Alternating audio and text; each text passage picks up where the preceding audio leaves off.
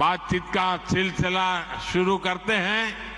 हमारी बहन जी वहां से जैसे भी आगे आज्ञा करेगी मैं अपनी गाड़ी आगे चलाऊंगा।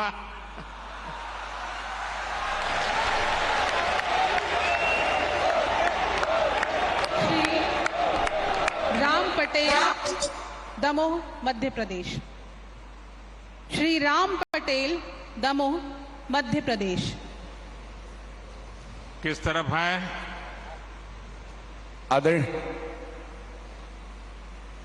हाँ बताइए बताइए। आदरणीय मोदी, दिख रहा है, मैं स्क्रीन पे देख रहा हूं, आपको बताइए। आदरणीय मोदी जी प्रणाम।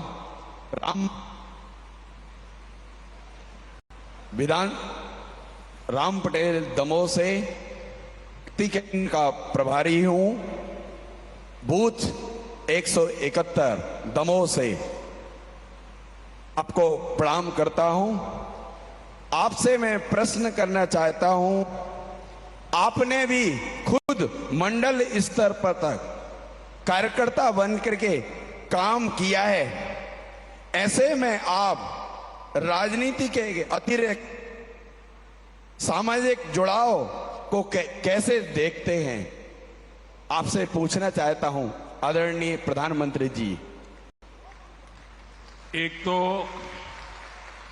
मुझे अच्छा लगा कि आप रोज की राजनीति की आपाधापी के बजाय किसी और दिशा में सवाल को लाए हैं। आप बैठिए, मेरा जवाब थोड़ा लंबा हो जाएगा, आप बैठिए आराम से।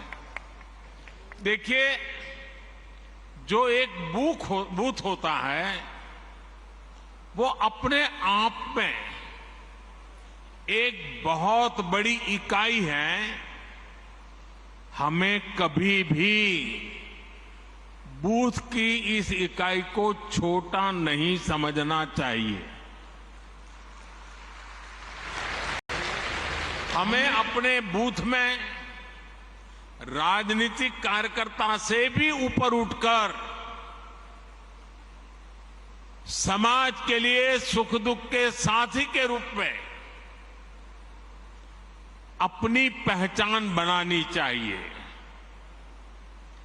और बहुत सी ऐसी चीजें होती हैं जिसमें जमीन का फीडबैक बहुत जरूरी होता है।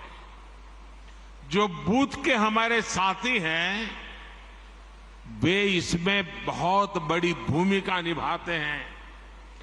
प्रधानमंत्री भी या मुख्यमंत्री भी अगर कोई सफल नीति बनाता है तो मान लेना किसी न किसी बूथ के कार्यकर्ता के दी हुई जानकारी की ताकत बहुत बड़ी होती है। हम भारतीय जनता पार्टी के कार्यकर्ता उनमें से नहीं है जो एयर कंडीशन कमरों में बैठकर पार्टियां चलाते हैं और फतवे निकालते रहते हैं। हम तो वो लोग हैं जो गांव-गांव जाकर गर्मी हो, बारिश हो, कड़कड़ाती ठंड हो, हर मौसम, हर परिस्थिति में जनता के बीच जाकर के खुद को खपाने वाले यहां लोग हैं।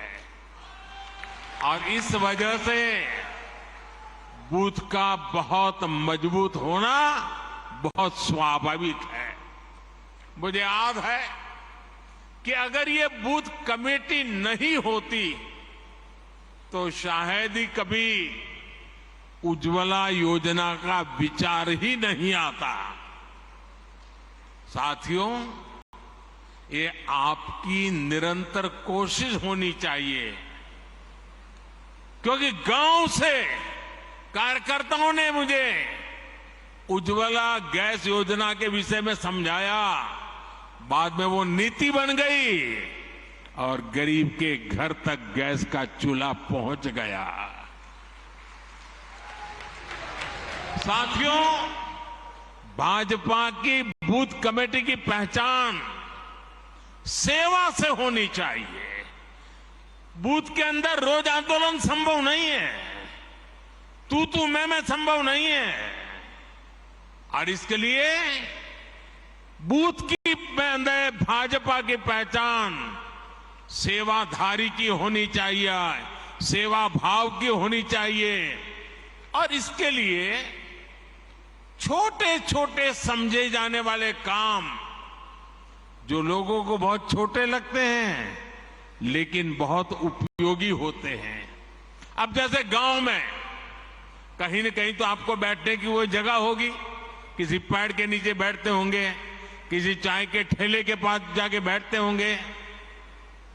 क्या कभी आपने सोचा है कि सुबह अखबार पढ़ लिए, शाम को दोपहर के बाद वहां जाएंगे, एक खटिया में सारे अखबार लगा देंगे और गांव वालों जिसको भी अखबार पढ़ना होगा वहां आएगा, बैठेगा, अखबार पढ़ेगा, देश और दुनिया की बात करेगा। आपने तो अखबार पढ़ लिया था, लेकिन वो अखबार अब पूरे बूथ के लोगों के काम आ रहा है। देखिए, कोई खर्चा नहीं, वो आपको आपका नेता मानने लग जाएगा कि नहीं मानने लग जाएगा।